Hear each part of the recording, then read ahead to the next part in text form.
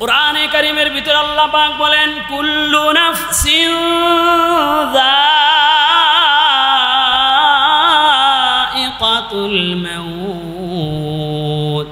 হে দুনিয়ার মানুষ, তোমাদের প্রত্যেককে মৃত্যুর স্বাদ আস্বাদন করা লাগবে। দুনিয়ার পরীক্ষায় একবার ফেল করলে আবার পরীক্ষা দিয়ে পাস করার আশা করা যায়। দুনিয়ার ব্যবসা বাণিজ্য একবার লস খাইলে আবার ব্যবসা বাণিজ্য করে লাভবান হওয়ার আশা করা যায়। দুনিয়ার মামলা মোকদ্দমা একবার হেরে গেলে আবার উচ্চ আদালতে আপিল করে ডিগ্রি পাওয়ার সম্ভাবনা আছে। কিন্তু কবরের পরীক্ষায়, পুলসিরাতের পরীক্ষায়, হাসরের পরীক্ষায় যদি একবার ধরা খেয়ে যায়, আবার দুনিয়াতে এসে আমল করে মুক্তির কোনো পথ নাই। কথা বলেন ঠিক কিনা? আমরা দুনিয়াতে হারাম হালালের তোয়াক্কা না করে আমরা যে সম্পদ উপার্জন করতেছি, এই সম্পদ কিন্তু আমার আর থাকবে না। মুসলমান ভাইয়ের আমার, আজকে যদি আপনার আমার চক্ষু বন্ধ হয়ে যায়, আমার কলিজার টুকরা সন্তান আমাকে আমার বানানো বাড়ি থেকে আমাকে বের করে দিবে, আমার প্রাণের স্ত্রী আমাকে আমার টাকা দিয়ে কেনা খাট থেকে নামিয়ে দিবে, আমার আত্মীয় স্বজন পাড়াপড়শি বন্ধু বান্ধব সকলে আমাকে দুনিয়া থেকে বিদায় করার জন্য পাগল পারা হয়ে যাবে। কেউ যাবে কাফন আনার জন্য, কেউ যাবে বাঁশ কাটার জন্য, কেউ যাবে কবর খনন করার জন্য, কেউ যাবে মসজিদের মাইকে এলান করার জন্য। আমি দুনিয়াতে যা কিছু করলাম এই সব কিছু পরে থাকতে আমি কবরের ভিতরে একা একই থাকবো। এজন্য আমাদেরকে চিন্তা করা লাগবে, এই দুনিয়া কেউ থাকতে পারবো না। আল্লাহ পাক দুনিয়ার ব্যাপারে বলেন ওয়ামাল হায়াতুদ দুনিয়া ইল্লা মাতাউল গুরুর। আল্লাহ পাক বলেন এই দুনিয়া ধোঁকা প্রতারণা ছাড়া কিচ্ছু না। দুনিয়াকে আমরা সবাই ভালোবাসি, দুনিয়াতে আমরা সবাই থাকতে চাই, দুনিয়া কাউকে থাকতে দেয় না। দুনিয়াকে, পৃথিবীকে আমরা সবাই ভালোবাসি, কিন্তু পৃথিবী কাউকে ভালোবাসে না। এই পৃথিবী থাকার জায়গা নয়। যদি থাকা যাইতো তাহলে ফেরাউন থাকতো, নমরুদও থাকতো। এই পৃথিবীতে টাকার বড়াই করে কেউ থাকতে পারবে না, ক্ষমতার বড়াই করে কেউ থাকতে পারবে না, টাকার বড়াই করে কেউ থাকতে পারবে না। এই দুনিয়ার মায়া মহাব্বত ছেড়ে সকলকে সেই অন্ধকার কবরে চলে যেতে হবে। এই পৃথিবীতে টাকাওয়ালাও থাকতে পারবে না, ক্ষমতাওয়ালাও থাকতে পারবে না, আলেমও থাকতে পারবে না, সাধারণ মানুষও থাকতে পারবে না, ইমামও থাকতে পারবে না, মুয়াজ্জিনও থাকতে পারবে না, বক্তা সাহেবও থাকতে পারবে না, শ্রোতাও থাকতে পারবে না। এই দুনিয়াতে কেউ থাকতে পারবে না। এই দুনিয়ার মায়া মহাব্বত ছেড়ে সকলকে সেই কবরে যেতে হবে।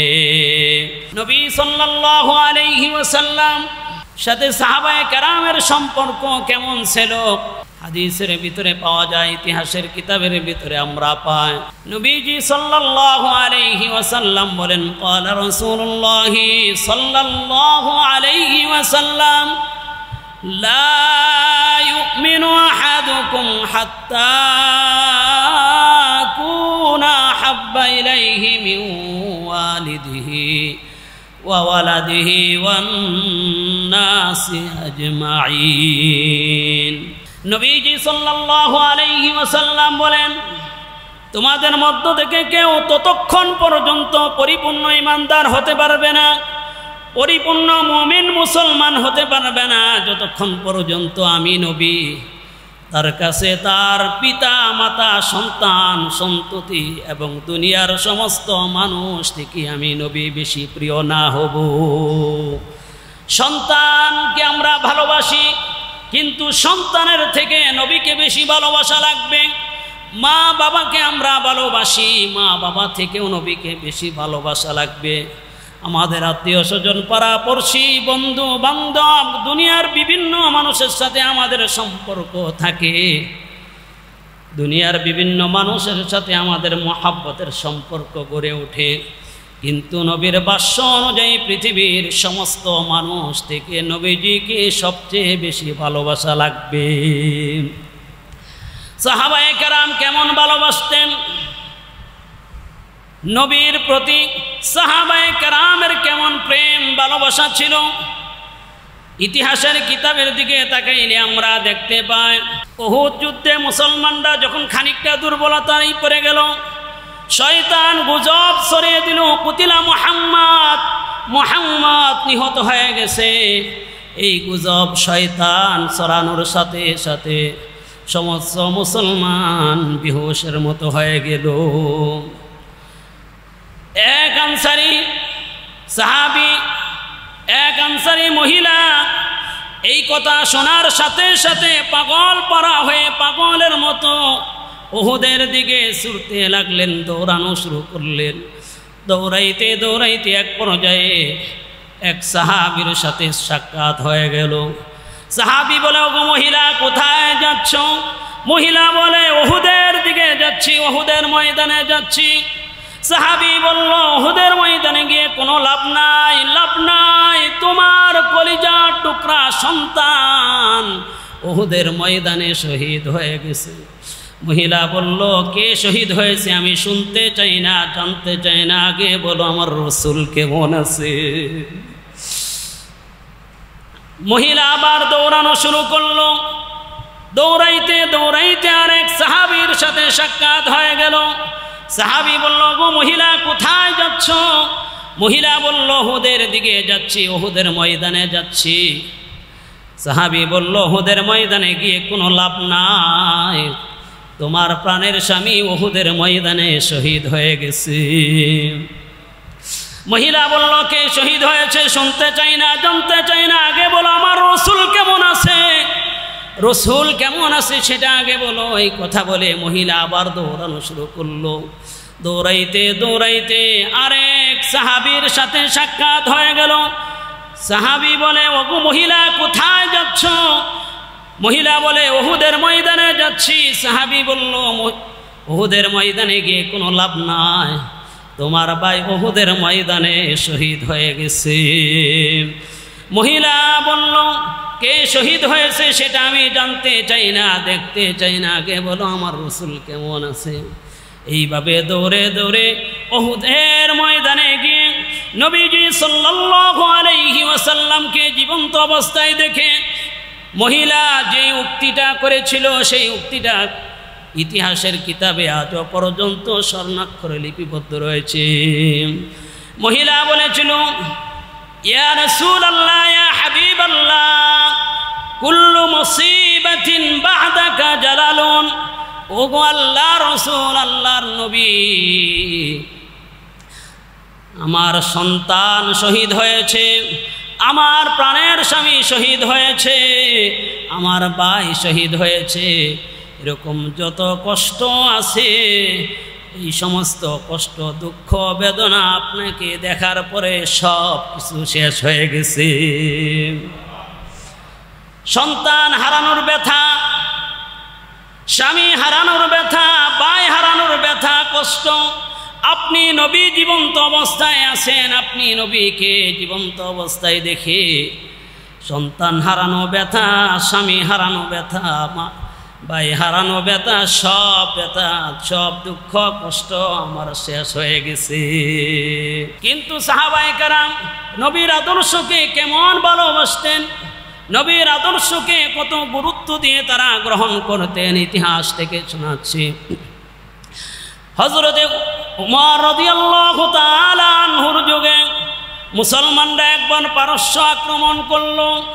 পারস্য আক্রমণ করার পরে পারস্য সম্রাট কিসরা চিন্তা করে দেখলো মুসলমানদের সাথে অস্ত্রের মাধ্যমে যুদ্ধ করে পারা সম্ভব নয়।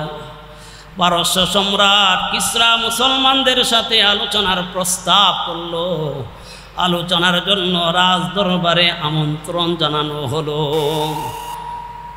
সাহাবায়ে কেরাম যখন বাদশার রাজ দরবারে উপস্থিত হলো, উপস্থিত হওয়ার পরে বাদশার পক্ষ থেকে সাহাবায়ে কেরামদের জন্য মেহমানদারির ব্যবস্থা করা হলো। মেহমানদারি শুরু হয়ে গেল, খাওয়া দাওয়া শুরু করে দিল। এমত অবস্থায় হযরতে হুযায়ফাতুল ইয়ামান রাদিয়াল্লাহু তাআলা আনহুর হাত থেকে এক লুকমা খাবার পড়ে গেল। হযরতে হুযায়ফাতুল ইয়ামান রাদিয়াল্লাহু তাআলা আনহুর হাত থেকে যখন খাবারের লুকমা পড়ে গেল, খাবারের লুকমা পড়ে যাওয়ার সাথে সাথে হযরতে হুযায়ফাতুল ইয়ামান রাদিয়াল্লাহু তাআলা আনহুর খাবারের আদব সম্পর্কে নবীজি সাল্লাল্লাহু আলাইহি ওয়াসাল্লামের একটি হাদিস স্মরণ হয়ে গেল। নবীজি সাল্লাল্লাহু আলাইহি ওয়াসাল্লাম খাবারের আদব সম্পর্কে বলেন, ইযা সাকাতাত মিন আহাদিকুমুল লুকাতাতু, হে আমার সাহাবীরা, হে আমার উম্মতেরা, তোমরা যখন খাবার খাবে, খাবার খাওয়ার সময় তোমাদের হাত থেকে যদি খাবারের লুকমা পড়ে যায়, ফাল্যুমিত মা কানা বিহাযা সুম্মা লিয়াকুলহা। খাবারের সময় হাত থেকে যদি খাবারের লুকমা পড়ে যায়, সেই পড়ে যাওয়া খাবার থেকে ময়লা দূর করে সেই পড়ে যাওয়া খাবারটা তোমরা উঠিয়ে খেয়ে ফেলবে। ওয়ালা ইয়াদাহা লিশ-শাইতান, এই পড়ে যাওয়া খাবারটাকে শয়তানের জন্য রেখে দিবে না, ছেড়ে রাখবে না। এই হাদিস যখন হযরতে হুযায়ফাতুল ইয়ামান রাদিয়াল্লাহু তাআলা আনহুর স্মরণ হয়ে গেল, হযরতে হুযায়ফাতুল ইয়ামান রাদিয়াল্লাহু তাআলা আনহু রাজ দরবারে হাত থেকে যখন খাবারের লুকমা পড়ে গেল, এই হাদিস স্মরণ হওয়ার সাথে সাথে হযরতে হুযায়ফাতুল ইয়ামান রাদিয়াল্লাহু তাআলা আনহু পড়ে যাওয়া খাবার ওঠানোর জন্য হাত বাড়াইলেন। পাশে থেকে আরেকজন হাতের ইশারা দিয়ে বুঝাইতে চাইলেন, এটা রাজ দরবার, রাজ দরবারে যদি পড়ে যাওয়া খাবার আপনি উঠিয়ে খান তাহলে বাদশা আমাদেরকে খারাপ মনে করবে, বাদশা আমাদেরকে নিম্ন শ্রেণীর মনে করবে। তখন হুযায়ফাতুল ইয়ামান রাদিয়াল্লাহু তাআলা আনহু যে ভাষণ দিয়েছিলেন, যে উত্তর দিয়েছিলেন, আজও ইতিহাসের কিতাবে ওনার উত্তরটা স্বর্ণাক্ষরে লিপিবদ্ধ রয়েছে। হযরত হুযায়ফাতুল ইয়ামান রাদিয়াল্লাহু তাআলা আনহু বললেন, আতরুকু সুন্নাত হাবিবি লিহাউলাইল হুমাকা, এই সমস্ত নির্বুদ্ধের কারণে আমি কি আমার প্রিয় নবী সাল্লাল্লাহু আলাইহি ওয়াসাল্লামের সুন্নত আদর্শকে ছেড়ে দিব?